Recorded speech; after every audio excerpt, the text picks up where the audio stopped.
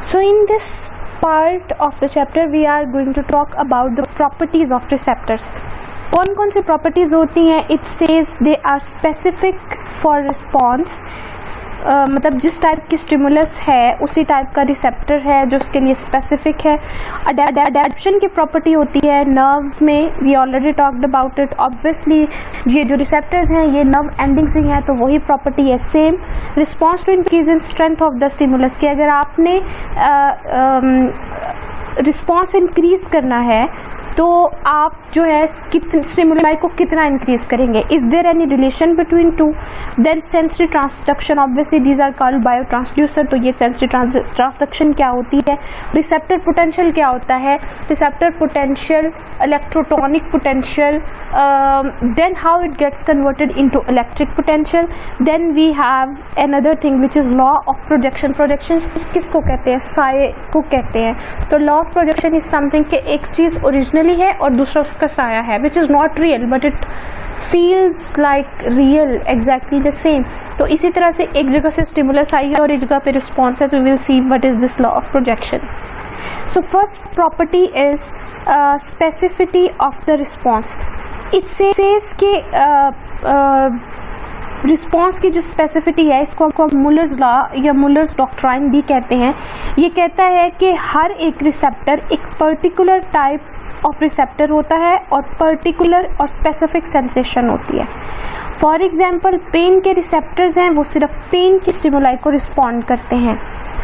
इसी तरह से टेम्परेचर की रिसेप्टर्स हैं वो सिर्फ टेम्परेचर को रिस्पॉन्ड करते हैं. टेम्परेचर का रिसेप्टर कभी भी पेन की स्टिमुलाई को रिस्पॉन्ड नहीं करेगा. ठीक है. So this is just it कि each type of receptor gives response to a specific stimuli. Clear? या हर स्टिमुलाई के लिए एक स्पेसिफिक रिसेप्टर्स है. इसको हम मुलर लॉ या मुलर डॉक्ट्राइन कहते हैं. Next property is adaptation. Adaptation क्या होती है? You adapt to something when that something has been there for long. इस प्रॉपर्टी को हम एडेप्टेशन कहते हैं. ये कहते हैं कि the decline in discharge of sensory impulse when a receptor is stimulated continuously with constant strength. एक ही टाइप की स्ट्रेंथ कॉन्टिन्यूसली स्टिमुलेट कर रही है तो आपके रिसेप्टर्स जो है वो अडेप्ट कर जाते हैं. They do not produce any more change. For example when you try a new shoe, तो क्या होता है कि for a minute you feel it's tight and you feel it's difficult to fit. आप थोड़ी देर वॉक करते हैं और वॉक करने के बाद क्या होता है कि आपको लगता है कि आप ठीक हो गया. तो बेसिकली जूते का साइज बड़ा नहीं हो गया होता, वो जो टच और प्रेशर के रिसेप्टर्स वहाँ पे थे उनसे क्या हुआ है वो प्रेशर अडेप्ट कर गए हैं एंड यू सी कि ये जो जूता है अब आपको फिट आ गया. इसी तरह आपके स्मेल के रिसेप्टर्स है और ऑल्फैक्टरी रिसेप्टर्स है. किसी जगह पे आप जाते हैं आपको वहाँ पे स्मेल आ रही होती है बट थोड़ी देर बाद क्या होता है कि आपको वो स्मेल फील नहीं होती. ऐसा नहीं होता कि वो स्मेल ख़त्म हो गई होती है. It just that your receptor got adapted to it, you no more feel that. अब ये जो अडेप्टेशन है ये दो तरह की है डिपेंडिंग अपॉन द टाइम. एक फिजिक रिसेप्टर्स हैं और एक टोनिक रिसेप्टर्स. एडेप्टेशन दो तरह की नहीं, रिसेप्टर्स दो तरह की एडेप्टेशन करते हैं. फिजिक रिसेप्टर वो होती है जो फटाफट हो जाती है, थोड़ी देर में मेरे टच और प्रेशर की जो एडेप्टेशन है जल्दी हो जाती है और इसको फिजिक रिसेप्टर्स कहते हैं, फिजिक रिसेप्टर्स करते हैं. और टोनिक रिसेप्टर्स क्या करते हैं? ये adapt slowly. Your muscle, spindle, pain receptor, cold receptors are tonic receptors. ये भी अडेप्ट करते हैं but it takes longer time, a little longer than those of phasic receptors. अब आ जाता है response to increase in strength of the stimulus और इसमें हमारे पास एक वेबर-फेचनर लॉ है. वेबर-फेचनर लॉ क्या कहता है कि अगर आपने एक रिस्पॉन्स जो है उसको डबल करना है रिसेप्टर का तो आपको जो स्टिमुलस है उसको 100 टाइम्स इंक्रीज करना पड़ेगा. There is an equation for it, R is equal to K log S. ठीक है. R is equal to K log S में R जो है इंटेंसिटी ऑफ द रिस्पॉन्स है, K जो है वो कांस्टेंट है और log की वैल्यू यहाँ पे 100 है and S is the intensity of the stimulus. Directly proportional है but 100 time. There is some neurosciences involved in it. You do not have to go into detail of that. बस आप इतना याद रख ले जितना कि उसकी सिंपल एक्सप्लेनेशन में बताया हुआ है. वेबर-फेशनर लॉ है किस चीज़ का रिलेशन डिस्क्राइब करता है? Increase in response to increase in strength of stimulus, कि अगर आप स्टिमुलस की स्ट्रेंथ इंक्रीज करें तो कितना रिस्पॉन्स आता है. अगर आपने 100 टाइम स्टिमुलस की स्ट्रेंथ को इंक्रीज किया है तो डबल रिस्पॉन्स आएगा. That's all. इतना ही एमसीक्यू में पूछा जा सकता है, अगर पूछा जा सकता है तो. Then there comes sensory transduction. Sensory transduction क्या है? वी ऑलरेडी नो कि हमारे पास रिसेप्टर्स जो हैं दे आर बायो ट्रांसड्यूसर्स. ये क्या करते हैं? Sensory transduction is in a receptor is process by which energy, stimulus की जो एनर्जी थी, ये इलेक्ट्रिकल भी हो सकती है, थर्मल भी हो सकती है, लाइट एनर्जी भी हो सकती है, in the environment is converted into electric impulse action potential in nerve fibre. So transduction क्या हुई? Conversion of one form of energy into another. So when a receptor is stimulated it gives response by sending information about the stimulus to central nervous system. Series of events आते हैं और क्या होता है? Action potential generate होता है और action potential जो है वो आगे ट्रांसफर होता है to the next neuron. Sensory transduction varies depending upon type of receptor. For example, chemoreceptors converts chemical energy into action potential because they are sensing chemical change. Thermoreceptor क्या करेंगे? Thermoreceptor heat energy को chemical energy में convert करेंगे, action potential में. Sorry, touch receptor mechanical energy को action potential में convert करेंगे. ठीक है. Now the next property is receptor potential. Receptor potential, non-propagated transmembrane potential difference that develop when a receptor is stimulated.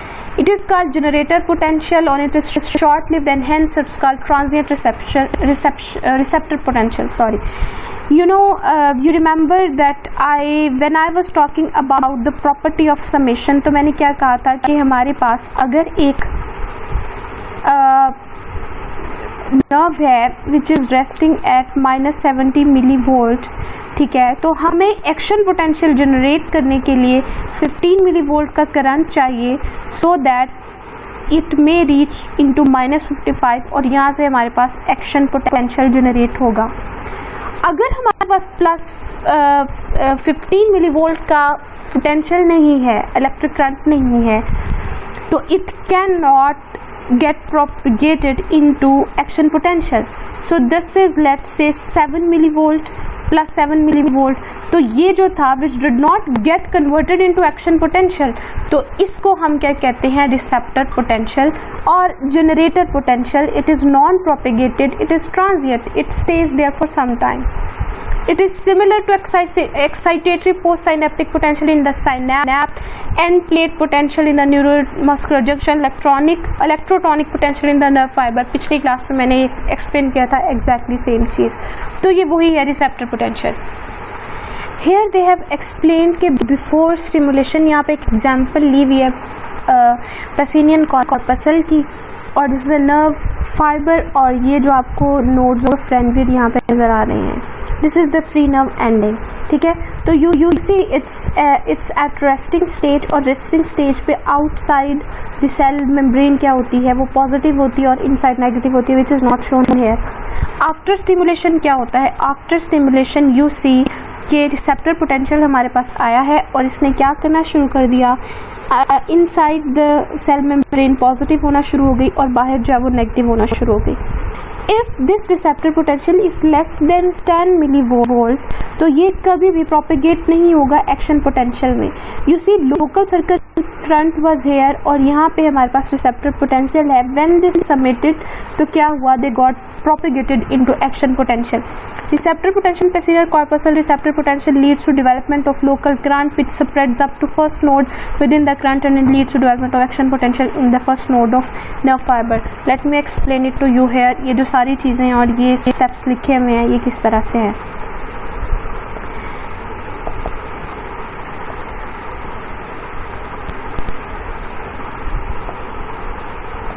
So this is one free nerve ending, और ये जो है ये हमारे पास यहाँ पे नोड्स ऑफ रेनवेरिड हैं, और ये चूँकि हम पेसिनियन कॉर्पसल की एग्जांपल ले रहे हैं, पेसिनियन कॉर्पसल में हमारे पास बहुत it's a capsulated nerve ending, ठीक है। और ये वाला जो थी, let me this make it distinguished. So ये जो है ये हमारे पास क्या है, फ्री नर्व एंडिंग है और ये इनकैप्सुलेशन हुई भी है। और ये जो हमारे पास क्या है, एक पेसिनियन कॉर्पसल है।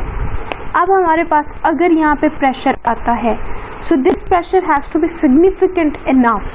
Significant enough that it is able to introduce a receptor potential of more than 10, 11, 12, 15 so that it can produce a change। होता क्या है, यही प्रेशर जो है ये जब आप अप्लाई करते हैं तो क्या होता है कि ये जो फ्लूइड्स है, this portion is filled with the fluid, ठीक है, इस रिसेप्टर के अंदर। तो दिस फ्लूइड्स रीअरेंजेस इटसेल्फ, इधर इधर को मूव कर जाता है और क्या करेगा, इस फ्री नर्व एंडिंग पे it is going to help in opening the sodium channels here.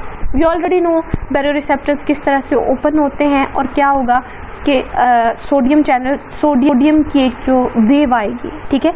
As a result यहाँ पे क्या होगा, लोकल करंट जनरेट होना शुरू हो जाएगा, रिसेप्टर पोटेंशियल से लोकल करंट जनरेट होना शुरू हो जाएगा। So this local current if it is strong enough and then it gets transferred into the first node of Ranvier and then it gets converted into action potential in second node of Ranvier और यहाँ से पूरा action potential जो है वो spike कर जाता है और नर्व में एक्शन पोटेंशियल जो है वो ट्रैवल करता है।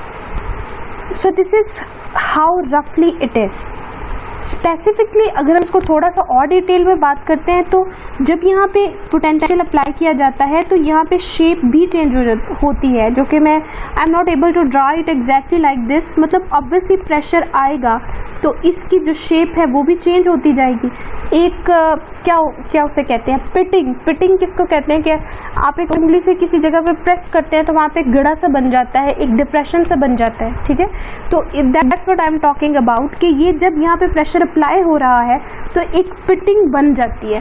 सो ये पेसिनियन कॉर्पसल के फाइबर जो है इन्होंने अपनी शेप चेंज की। अब उस पिटिंग के नतीजे में ये जो फ्री नर्व एंडिंग है इस पर प्रेशर आया। अब यहाँ पे प्रेशर की वजह से जो ओपन हो रहे हैं channel sodium, since they are being open with the pressure, so pressure is a mechanical stimuli, तो हम इनको मैकेनिकली गेटेड सोडियम चैनल्स कह सकते हैं, ठीक है। So one thing to notice here कि ये वाले जो सोडियम चैनल्स हैं दीज आर मैकेनिकली गेटेड और अब यहाँ पे क्या हुआ है, लोकल करंट जो था वो जनरेट हो गया है। अब ये लोकल करंट जब यहाँ इस नोड ऑफ रेनवीर को स्टिमुलेट करेगा तो यहाँ पे क्या होगा, voltage gated sodium channels open होंगे और एज ए रिजल्ट वो जो एक स्पाइक आती है, बहुत सारा सोडियम इनसाइड आता है जो -55 से पोटेंशियल को ले जाता है +10 मिलीवोल्ट तक। This happens in the second node of Ranvier. So first I told you the basic concept कि कैसे कि प्रेशर अप्लाई हुआ और जनरेशन ऑफ इलेक्ट्रिक करंट हुई and then it move forward and to be able to understand it deeply हमें already पता है, बहुत दफ़ा हमने डिस्कस किया है कि कैसे कि एक इम्पल्स आती है पॉजिटिव चार्ज की फॉर्म में, वो इम्पल्स कैसे आई है, प्रेशर की फॉर्म में। तो mechanically gated sodium channel open हुए हैं, एक कितना अगर तो ये it's enough to produce a change, it's more than 10 millivolt. तो इस लोकल करंट ने क्या किया, वोल्टेज गेटेड सोडियम चैनल्स को ओपन कर दिया। ऑब्वियसली फिर कैल्शियम चैनल्स भी ओपन होंगे, पोटाशियम चैनल्स भी ओपन होंगे, डीपोलराइजेशन और रिपोलराइजेशन वो सारा फिनोमिनन होगा।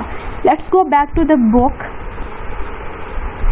सी इट सेज सबसे पहले क्या हुआ है, कंप्रेशन ऑफ पहले एक स्टिमुलाई आई है, pressure stimulus, then compression of pacinian corpuscles, फिर क्या हुआ, एलोगेशन और change in shape of pacinian corpuscles. Obviously जो मैंने पिटिंग की बात की, deformation of nerve center core fiber, मतलब अपनी शेप चेंज कर लेते हैं, opening of mechanically gated sodium channels, then entrance of sodium into the core fiber, development of receptor potential, development of local current flow, spread of local current flow to the first node of Ranvier in the corpuscle, and then opening of voltage gated sodium channel in the first node of NV, then entrance of sodium and generation of action potential in the nerve fiber. So this is just simply the same phenomena as the action potential develops. Depend करता है कि कौन सी type की भी stimuli आई है. अब आपके जो रिसेप्टर्स हैं, they are transducer, obviously they are going to convert that energy into the electric potential. अब हमारे पास लास्ट प्रॉपर्टी रह गई है, which is law of projection.